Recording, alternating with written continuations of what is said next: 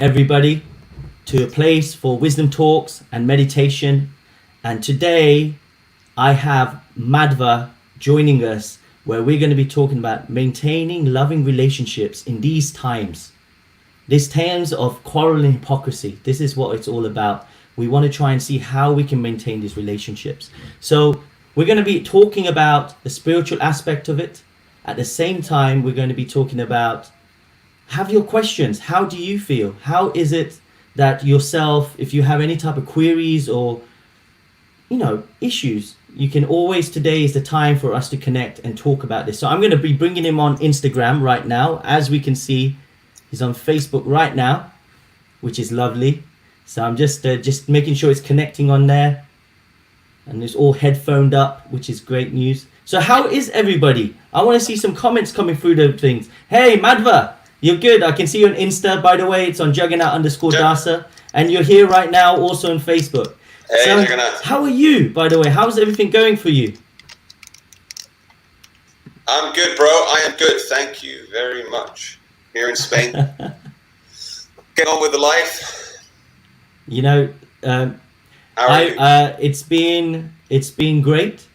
Of course, in these times when we are at the moment, should we say, in that type of situation where a lot of lockdowns going on, etc. So let's see how life is. But at the moment, with the spiritual divine's mercy, it's good. So I just want to before those that don't know Madhva, he is a former fireman, risking his life to help others that were in distress. So in the material side, now he's helping on the spiritual side, where he's moved to Spain with his lovely wife, Sundari, and they are actually now helping to help make a bit of a spiritual momentum and help others spiritually in where they're living in Spain. So hats off to him. We're missing him in the UK here, but he's definitely, a guy that can do this over there. And on top of that, he is a person that's had been born in that Gurukul environment. From a young age, he's had that Krishna Conscious foundation that has been given to him by his parents, which is amazing. And also from a business side, him and his wife, they're both working on a really nice project called Made by Sundari, where they're looking at jewelry, etc. So we're going to be talking about all this because I think today, it's nice to have you on. You and Sundari, such a lovely couple. Someone I hold in high esteem, and I think it'd be lovely to see and understand these aspects. Like today, our topic is maintaining loving relationships in this world. So, Madhva, when we were talking, what made you think about coming up with this topic? Why this topic?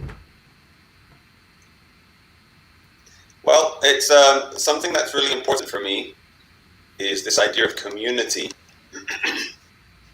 Because it's something that me and Sundari would like to help create here in Spain.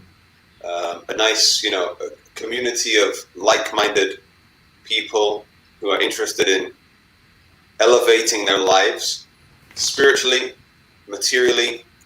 And it's an interesting subject because I have seen that many times when people try to do projects like this, community projects where you have to work together in harmony with other people, it so often ends with quarrel.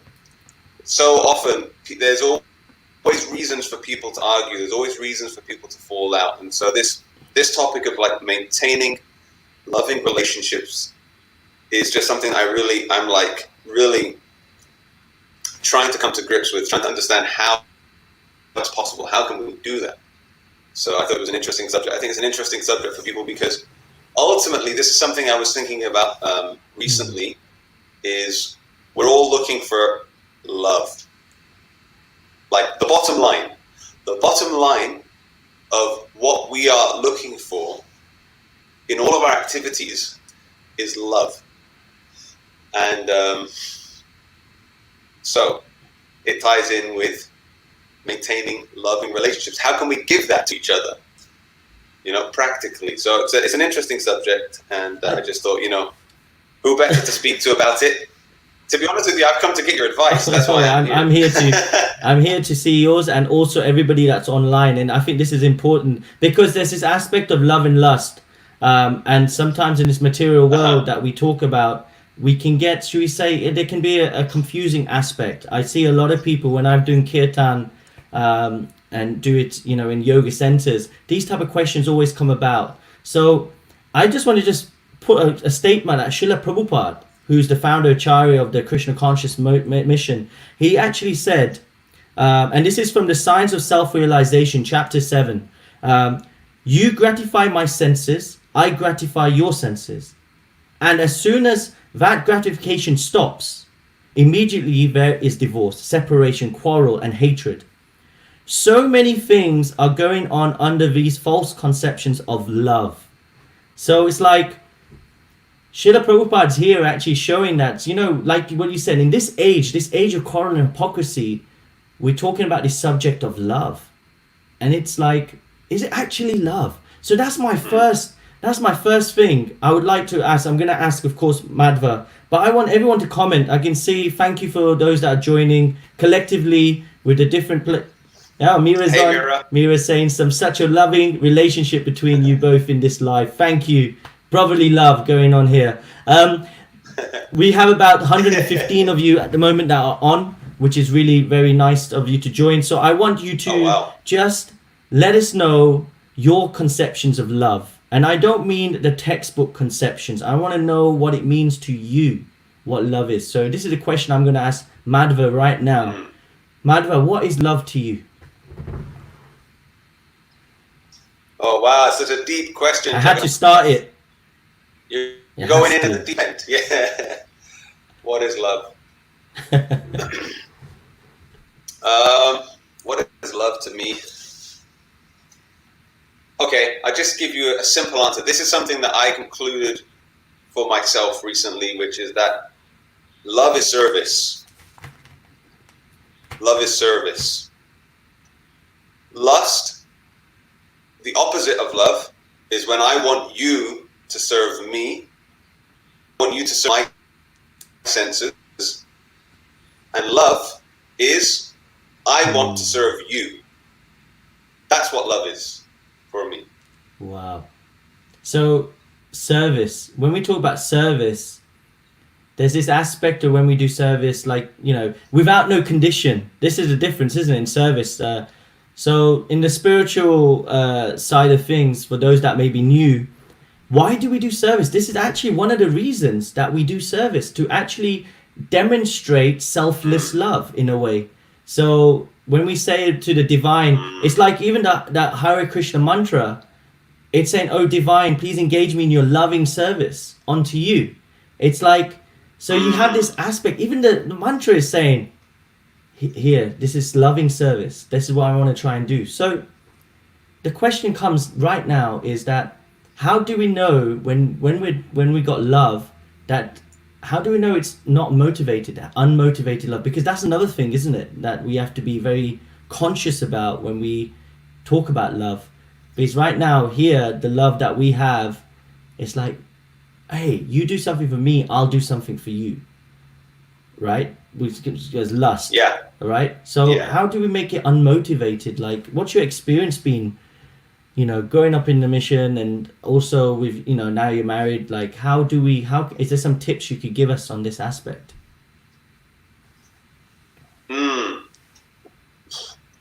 The truth is, my motivation generally is lust, you know, and I'm very aware of it. I think the first thing with anything is to be aware of yourself. You know, a little bit of self-awareness is required before you. How can you heal if you don't know you're sick? Yeah, that's very true. Very true. You know, so there's a little bit of self-awareness sometimes, which can be hard to do in the first place. Is accepting that. Understanding, firstly, because, you know, maybe there's this question, well, I do love, and, you know, it's like understanding what is actually happening in our heart, accepting that, and then how can you turn that lust into love? The only thing that I've experienced, you know, or had some experience of that slight transition, at least of consciousness, you know, even if it's only momentary, even if it only lasts briefly, this transition of like, okay, moving more toward a feeling of loving service, is by connecting with someone who has that mood. Good. By connecting with someone who is experiencing that and does have that. Someone who's willing to give you unconditional love. When you see it in someone, and when you're hearing from that person that has already achieved it, then there's two things going on. One is you're, just on a material level, you're witnessing how does this work, and there's a deeper level than that. There's almost like this like love or this mercy that you get infused with, that helps you internally make this just awakening. Wow. That just. I mean, there's so many levels.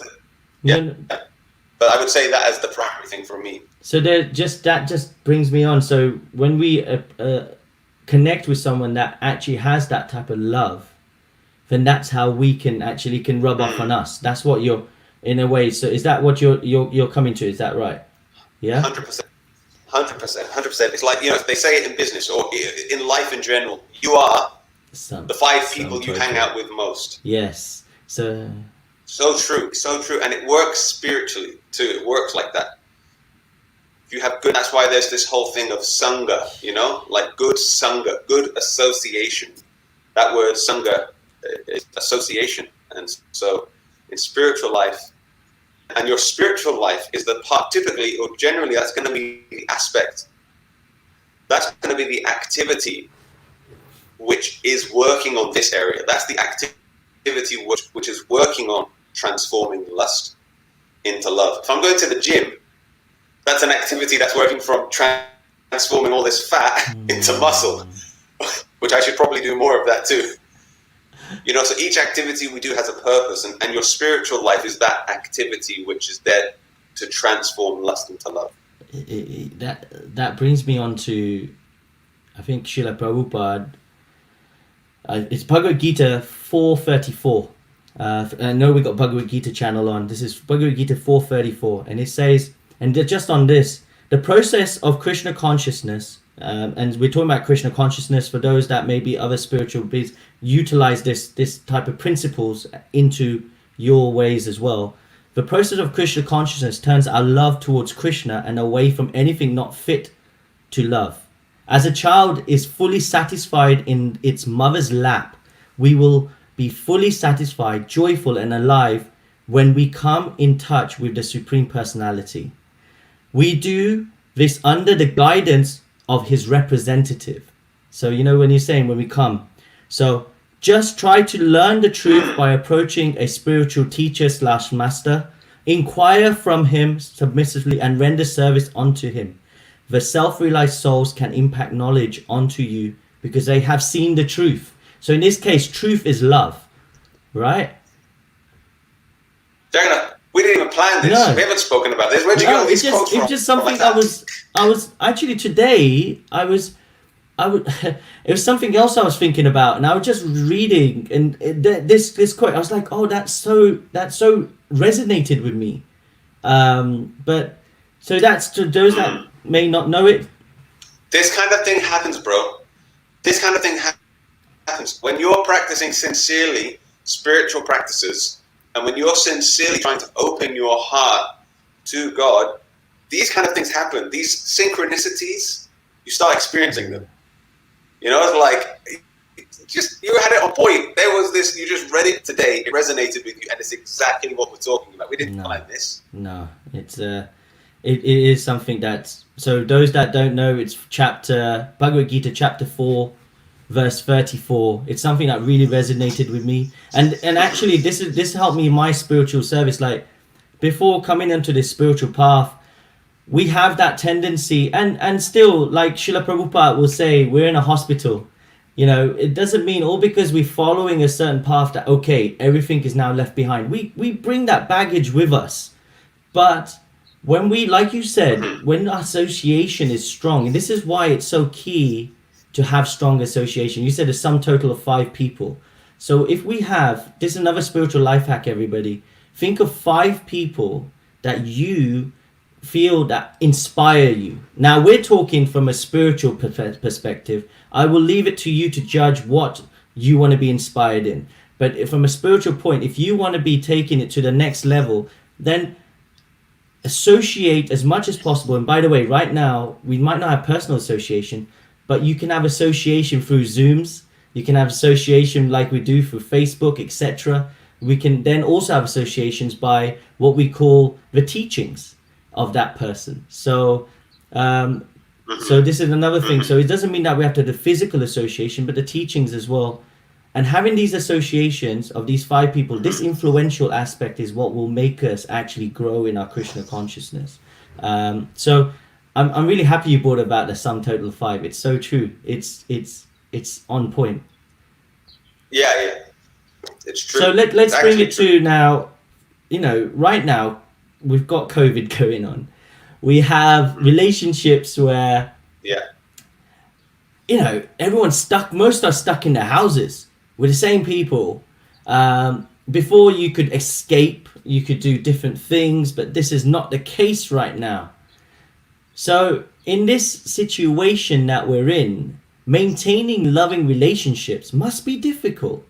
So maybe we can explore how we can maintain these loving relationships. Now I'm starting with, we talked about there, we went straight into the deep end, talked about the spiritual aspect. But let's talk on the practical with the people we're in right now. Because I get a lot of messages coming, Madhva, about, how can I maintain my relationship? How can this happen? This is not working right now. Any tips? And I was like, okay. So Madhva, what's your thoughts on this? Is there any type of insight you could give that you feel could increase and maintain this loving relationships with the individuals? And I'm talking about not just partners. It might be people that have parents, might be people that have their children. So in loving relationships as general. Yeah. I mean, from a material perspective, which I would just like to say is not unimportant.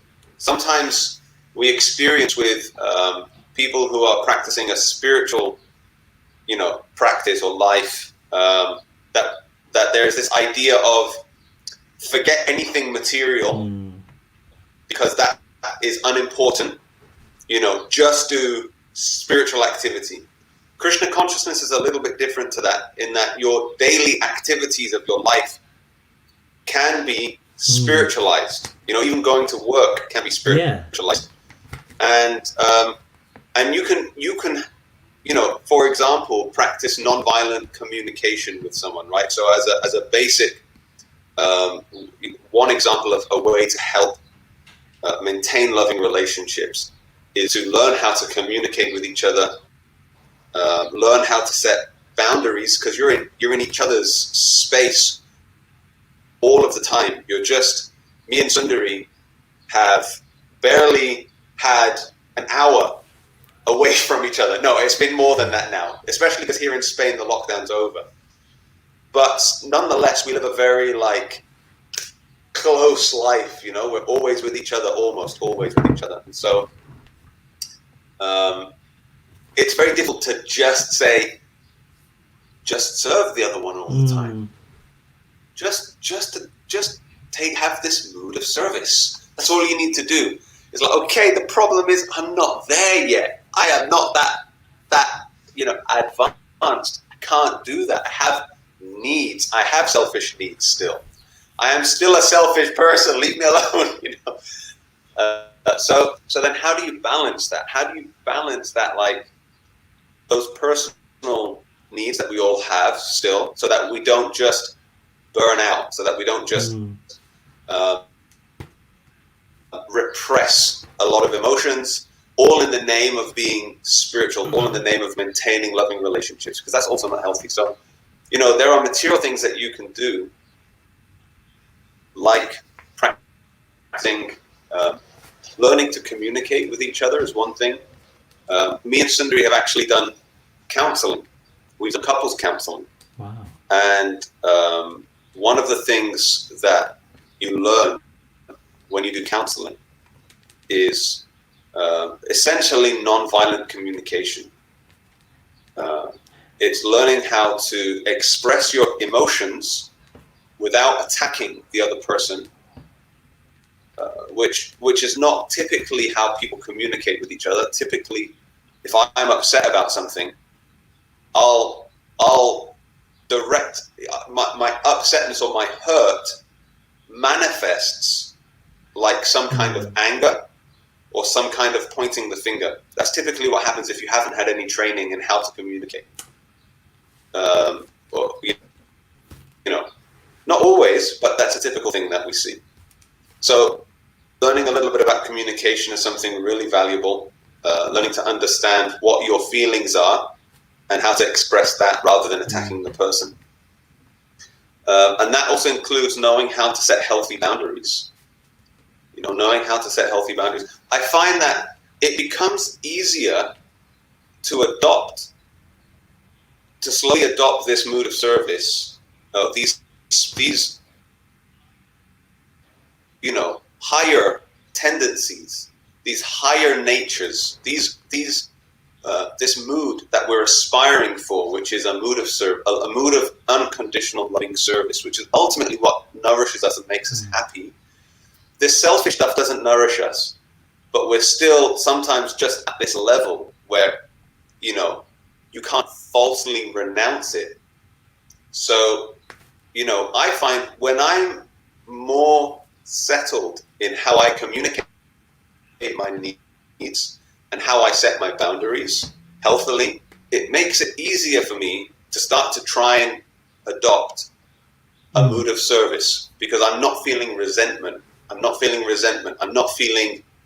like I'm not being nourished. I'm not feeling like I'm not getting what I need. So, you know, although the aim is to move away from that, you can't falsely renounce it. I don't know if that is that making sense? That makes complete sense. That makes sense. And so the more that I feel like, okay, I'm setting my healthy boundaries, I'm communicating my emotions, my wife understands me, you know, then it becomes easier for me to try and, firstly, I'm more emotionally, mentally peaceful. My spiritual practice becomes easier. And the more I'm doing my spiritual practice, the more I start to feel this inspiration to act, to behave with a mood of service.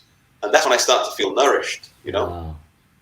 There's a few things that came out. Like, so, you know, when you came to counseling, so it's not that we have to be in a situation where it's gone down the pothole before we have counseling. It's like counseling can happen at any time, isn't it? This is a revelation, because a lot of people, when they think of counseling, they think, okay, we've hit the bottom, let's have it. But actually, to rejuvenate that love, counseling is one thing. So I think a lot of people, please don't see this as a negative, see it as a positive when we think of counseling. And I liked your thing about, you know, that communications, the way that not attacking. So ahimsa communications came to mind then, in non-violent communications, when you said, so we got to have ahimsa communications with each other. Hashtag that now, everybody, right? Yeah.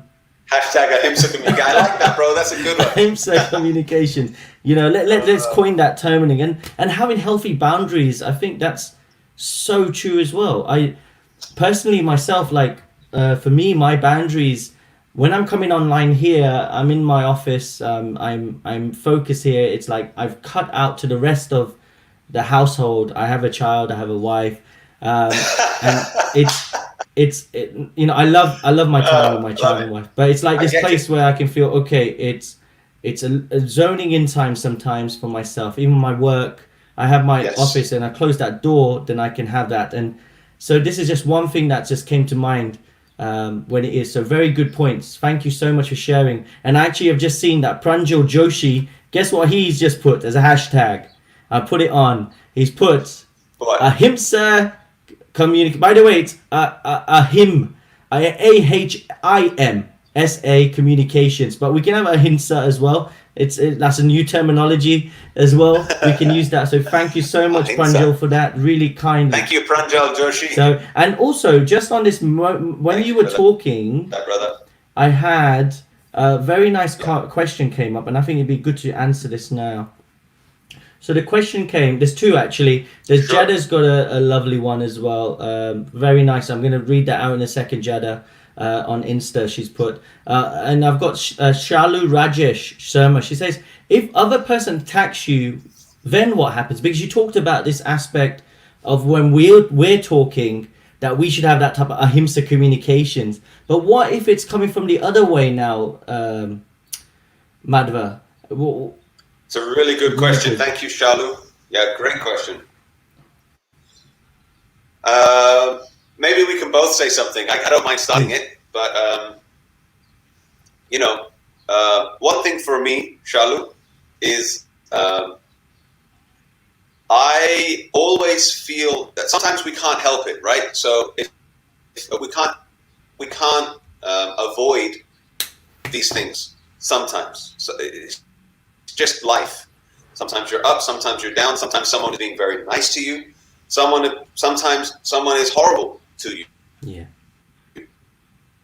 And generally, when someone is horrible to me, I feel horrible. Doesn't feel nice. And so how do I deal with that? How do I deal with that emotion when someone has been, attacked me? Well, there's different things. There's different ways to deal with that. The first way is, if you are capable in that moment when someone is attacking you to set your boundary, what you'll do is you'll stop yourself from feeling bad later. Okay, so here's how I see it. It's like someone is that person is experiencing some very dark energy, dark emotions. And what they're trying to do is they're trying to take that dark energy and place it on top of you. So if you're able to, if you have the ability in that moment, and this is always possible, it can be very difficult to do this. If you're able to defend yourself and just say, whoa, I don't want your dark energy, keep it. I don't want your crap, keep it. And you can just set your boundaries in the moment with that person who's saying something to you. Whatever that looks like, you can say, excuse me, I don't need your crap right now. I don't need your negative energy right now. You can even say that. You keep that. Thank you very much. I'm going this way. Then that can protect you. Firstly, it's like, you've protected yourself. If someone has attacked you and you've been unable to defend yourself and set your boundaries in the moment, then it can leave you feeling very hurt. And something that helps me a lot is this is just on a very basic material level. I find it's so important to be able to release. Basically, what's happened is you've internalized some pain. So, best thing I find is talking about it to someone who loves me, to someone who can take that and help calm it down. If I keep it, if I don't say anything, it eats me up inside. But if I'm able to talk about it, especially with someone who loves me, with someone who's a safe person, then that really helps. It's like releasing this negative energy. That is really good. But I'd like to pass it to Jagannath, see if you had something on that. So on this basis, I like the way what you're saying is keep your rubbish to yourself, and then not to take, like that aspect of giving association and receiving association. There's this aspect, this boundary, that sometimes we need to give association, but be conscious of taking association. What I mean by this is, recently I mentioned, because this came up on one of the priors, I had a lovely guy called Mahesh on, and he actually is quite successful on YouTube. One thing he noticed was there was one person trolling him and sending really, really negative comments in different platforms, etc. And in a way, if you look at it here, that person's attacking him. So this person's attacking, he's done nothing. At this point, there's two things he could have done, right? The first is he could have gone, you know what? I'm going to report that person. I'm going to do this. I'm going to do that. I'm going to do this. Now, what happens is when you do that, if you give negativity, it's just like stabbing yourself. This is one thing. There's a saying that if when we actually give to others negative, it's like karma. It'll come back. But if we change it to positivity, so what he did, he went to the beach because he lives next to the beach, and he just started meditating. And what he was doing was actually sending that person love, that to say, please, dear Lord, give that person some compassion, give him love. I know that this is coming out because there's some type of negative energy within them pented up from a different place or something in their lives. So he's changed it into compassion. And then when he did that, when he did that, what it did for him was it lightened his mind. It lightened him because he's not carrying it. He's now just like, it's like saying, okay, I'm giving my love. Now I leave it to you, divine. It's in your hands. So he's like taking it off his mind. Beautiful. So we have to do this. So people will attack. I gave it just recently that even Chaitanya Mahaprabhu, who is the spirituality personified, he had his great devotee and also amazing person, Nityananda Prabhu, who was attacked by two really bad people, Jagai Madai. What was he doing? These guys were attacking him, but he was just saying, look, take this will help your life. And he doesn't care about his own life, he's giving it. Then who saves him? Chaitanya Mahaprabhu. So this is another thing that is saying to me that we as individuals need to, negativity will come. How much we take of it, that's one thing, but give it love. Give them love. This will also change the mindset of individuals. You don't have to do it physically, just by praying for them and saying, divine, please help them. Now you're taking that negativity out of your mind and you're giving it to the divine to say, now it's your problem. Help me out. This is compassion. And this will also lighten our minds. Because let's face it, isn't it, Mark?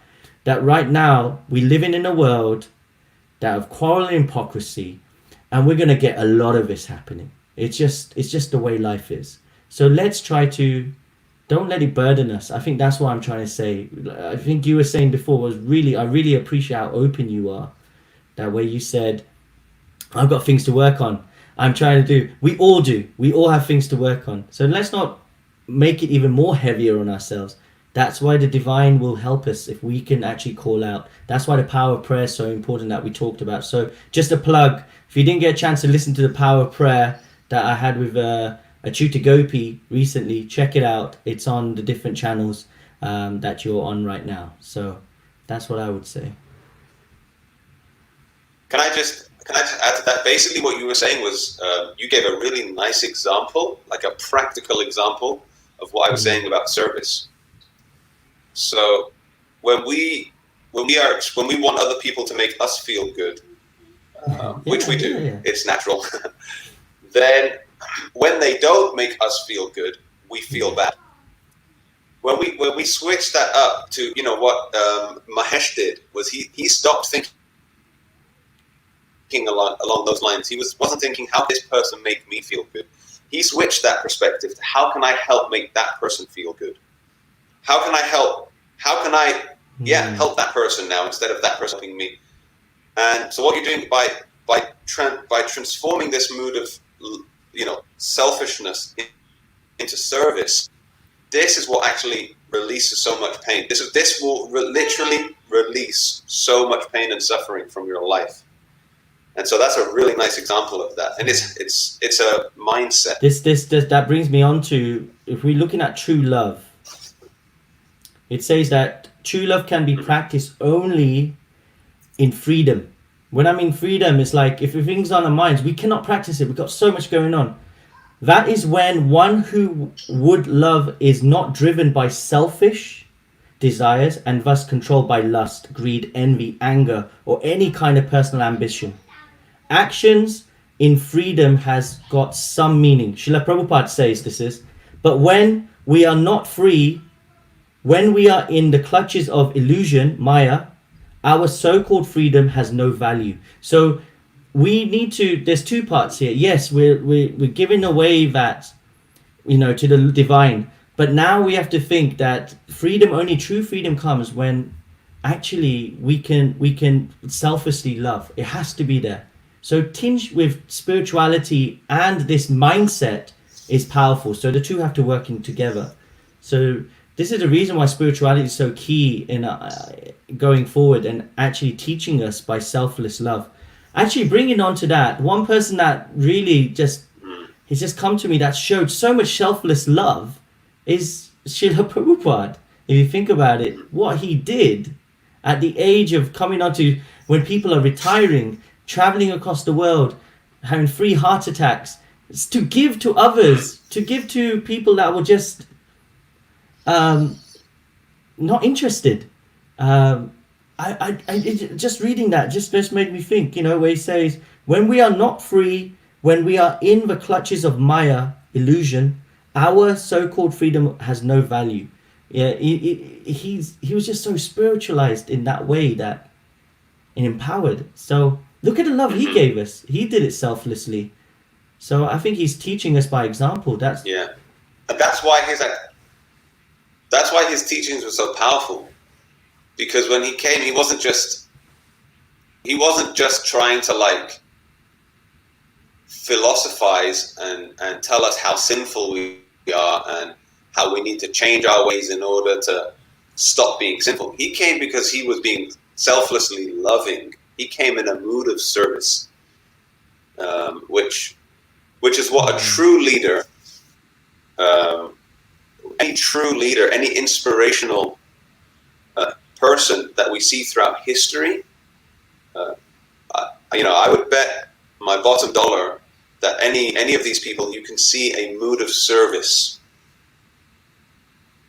They're not doing what they're doing because they're trying to attain your love and reverence and adoration. Their motive is service. That's the difference.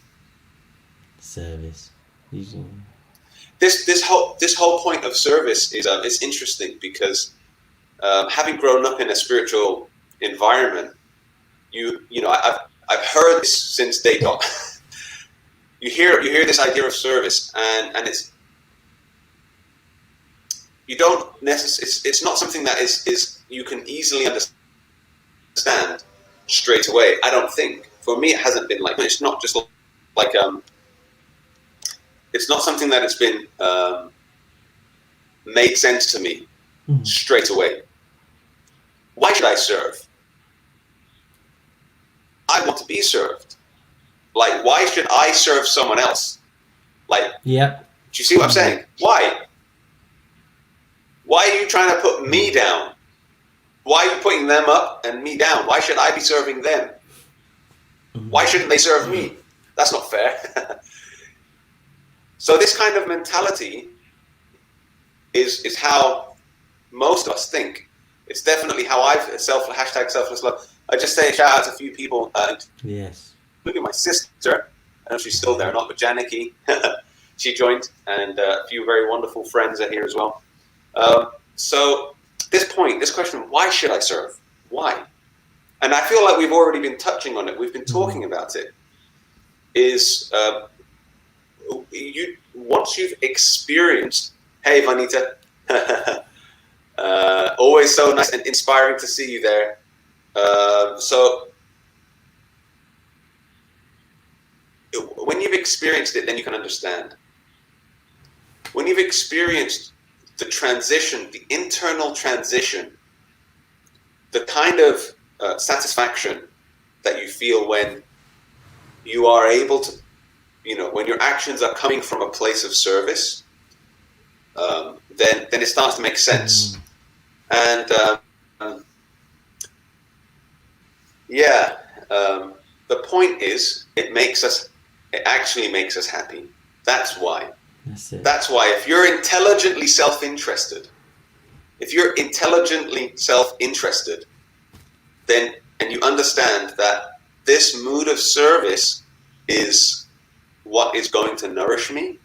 What doesn't nourish me is when I'm expecting everyone else to serve me. That's not nourishing.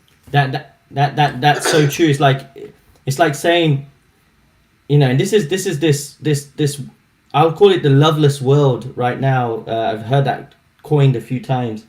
It's like, if you please my senses, my self-image, my self-esteem, I may love you. But if you fail in this will never have a deep, lasting connection. It's this type of, like what you were just saying. Hey, why is this person here? Why is that? So this is the importance right now, that these selfish desires are what's going to not help us elevate in our consciousness. Because when we talk about love, yes, we start with love. Why love is so important? The reason love is important is because we're trying to get to as close to selfless as possible. Helping somebody for the reason of helping them because we don't want anything in return, right? This is the reason. And actually, when we think spirituality, what else is important? This is a mood of compassion. You know, we are compassion, love. This is compassion. And what else does it do? Like you were mentioning, Madhva, before. Oh, why is that person here? Why is that I should be there, etc., right?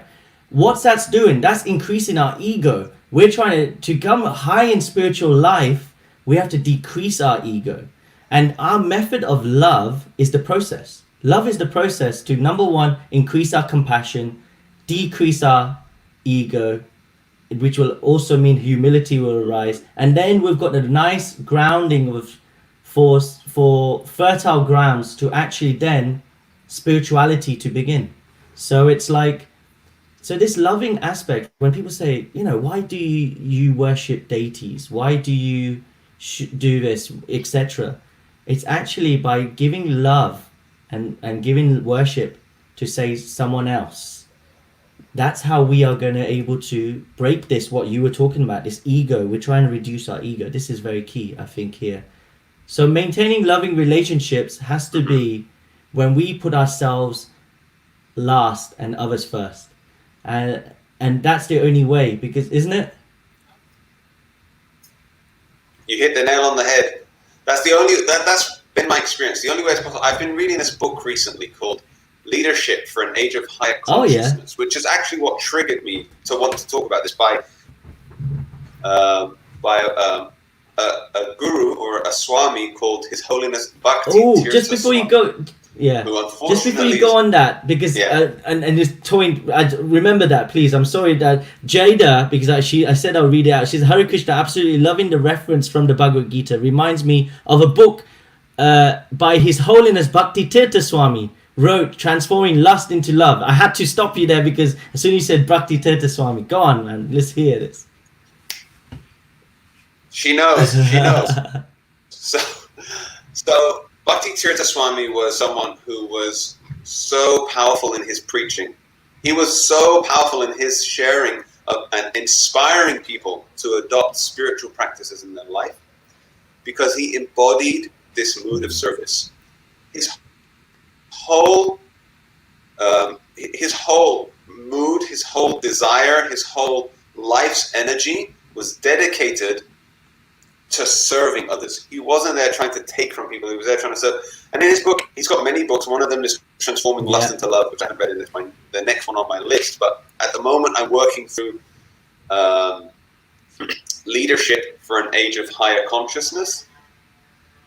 And what he says there is the role of a leader is service. The only way you're going to be a good leader is if your intention is to serve other people. Amazing. If your intention is to manipulate other people to serve you, that's not leadership.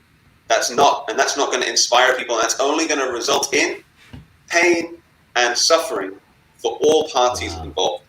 So the only way to maintain long-lasting, deeply nourished, loving relationships is if each of us for ourselves is one, transforming lust into love, which means transforming this nature of wanting everyone else to serve me to let me serve everyone else. And if we can work on that in our own hearts, and if everyone else is trying to do the same thing, even if we haven't achieved it perfectly, just by aspiring for that, hey Rahana, even if we're aspiring for that, what we're doing is we're inviting divinity into our lives. So even if we haven't achieved that yet, even if we're still in a place in our life where we have a lot of lust, which I do, am not by any means someone of a caliber like Bhakti Tirtha Swami was. He was fully giving love constantly, like Srila Prabhupada, fully, constantly giving love. But I do believe that even if we're not there, if that's our goal, and we're trying to behave more and more like that, you attract mercy and divinity into your relationships. And so as you're working through these anarthas, we call them these unwanted qualities, you can still have loving relationships. You can still maintain loving relationships. That's the aim of the game. Thank you so much for... And Bhakti Tirtha Maharaj, amazing personality. And this is the thing, you can see with so many individuals, when they want to share their insights and their compassion towards you for, sometimes we feel like we're not even worthy of hearing this amazing, or having the association of this amazing personality, and they give you that love. It's just, you can see that with the spiritual teachers. They're so loving, they're so dayalu, like compassionate. They're so amazing. So I just want to say, now we've talked about love in the way of individuals, etc. We can also express love in ways as well, and one of them is through mantra meditation. And thank you for everybody that asked questions, and we'll have a look through later at some point as well, in terms of if I can get back to you on a separate note, some of the questions we'll definitely do. But if I haven't able to connect today, please, on the channels you can see it's Jagannath_Dasa. That's my Instagram. Just message me on there. So it's just Jagannath_Dasa, and then we can do that. But before we go into doing some kirtans, I mentioned something. Madhva does amazing kirtans. He's someone that's in UK, they do Friday night kirtans, and he used to be one person that I used to like to drive up as soon as I could to hear him sing. It was so lovely. But another thing that you might not know is, I may have said it to you, but your kirtan on the Mantra Lounge CD that you did, volume 2, I think it's the last kirtan that you did, and that last track, and that's the track I used for actually when we were promoting this event. That was a track that my wife was listening to while my baby was in her womb, and it was something that really resonated with her so many times. So I want to thank you, Madhva, for helping resonate in my child. Even today, it's like I was playing, she looked like it's like there was this connection straight away, because she's heard that track so many times in the womb. So this is love. I just want to say thanks to you for that. Thank you for sharing that. You hadn't told me that, actually. So wow, that touched my heart, bro. Thank you so much. And I send my love and appreciation to your wife as well, and your daughter. Yeah, my daughter. Yeah, my little daughter. Krishna Jeevani is the name. So thank you so much. Krishna Jeevani. So can we? I think what we'll do is Mira's favorite track. It is. It's one of ours. So while you just get ready for, if we could have 5 minutes of mantra meditation, because that's the best way of showing love, if that's okay. And while you just have that setting up right now, I just want to just bring everyone's attention to the website that they've got right now, where it's a spiritual jewelry business. And this is where Madhva and his wife together lovingly have made this lovely venture together. And if you want to check it out, go to www.madebysundari.com. So Sundari spelled SUNDARI.com. So madebysundari.com. So check it out, and you can also connect with him on Instagram on mantra.madhva or Made by Sundari. So just check them out on Facebook and Instagram as well if you've really connected today with them. And yes, please, a little bit of mantra meditation would be fantastic.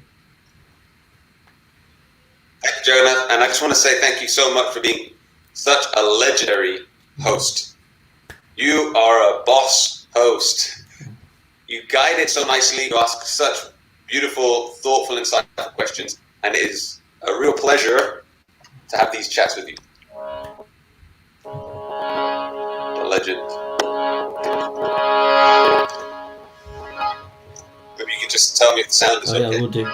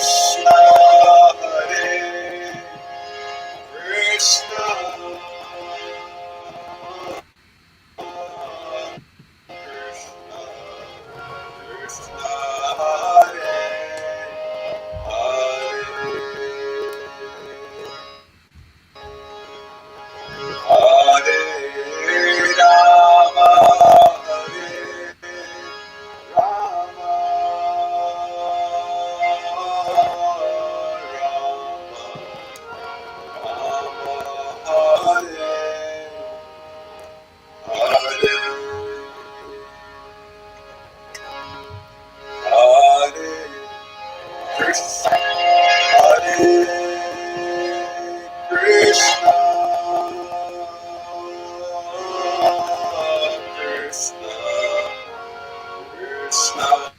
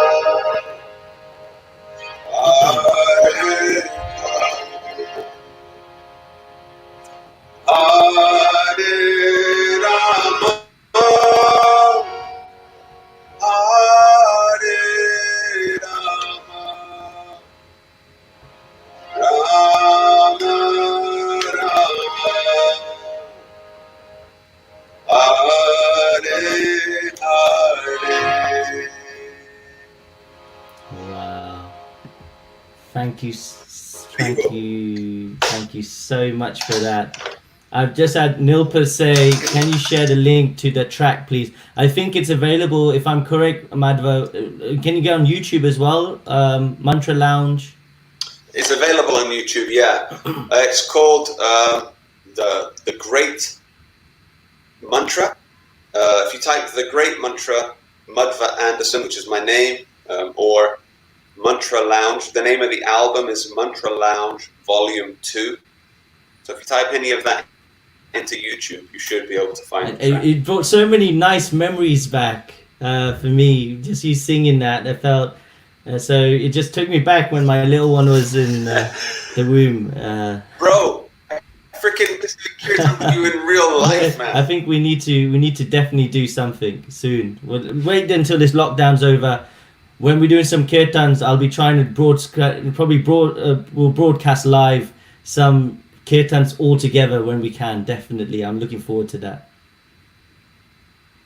We're coming to England hopefully in August because my sister's giving birth. Wow. So if there's a way to hook up, That's it. Kirtan. If you want that, guys, put a heart. We'll be doing some kirtans together, and we'll make sure we get that on. So thank you so much. I also just want to say, thank you. Everybody's here today, so yes, I can see it's coming through. So one thing, love is shown when we reciprocate, and I just want to say a thank you to some of the people that are reciprocating with myself and helping, and that is, we've got the chantnow.com. They have the Bhagavad Gita channel, of course. You guys are amazing. Mayapur TV, and of course our lovely fortunate people who are making the Hare Krishna mantra go viral. So thank you to all of you for showing your love and support. It really means a lot from the bottom of my heart as well. And also thank you everybody that joined in today. It's really nice that when I spoke with Madhva, some of the things, like he said, it's like we were just speaking from our hearts, and he said like some of the things that were coming out was just now spontaneous. And I think that's only because we get the blessings and the support from all of you. So if you like what we are doing, then please keep supporting, share if you can. I'm going to put this on IGTV probably in 15 minutes time. So it's going to be right on IGTV. What I suggest you do, if you can, is go to Jagannath_Dasa in Instagram if you have that account, and then comment something that you found from the talk today that you liked, and something that just message if you want a certain topics that you want me to cover. I'm more than happy to try and do that and speak to my lovely friends like Madhva to make that happen. So on that basis, I don't even know why you get me on here, bro, but because you are amazing, Madhva. You're an amazing soul. You're someone that brings smile to my face every time I see. And you have such a nice, so just keep doing what you're doing. We're missing you in UK. But I know Spain needs you. So just keep doing that spiritual stuff. So if you're in Spain right now, guys, connect with Madhva Anderson. He's doing some amazing spiritual work there, and trying to increase the consciousness and raise the spiritual vibrations in Spain. Whereabouts are you based right now, Madhva, in Spain? Very close to Alicante. Wow. So you can have a holiday at the same time. So even if you want to go see holiday destination, it's a perfect place. I'll take you to the beach. I'm coming over. We're in Duquesne at Alicante. That's all I'll say. For real, you should come, bro. We will. I'll take you up on that now. It's on camera.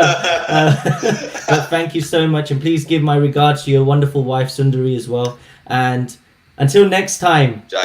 Hare Krishna, everyone. Take care. Jai, Hare Krishna.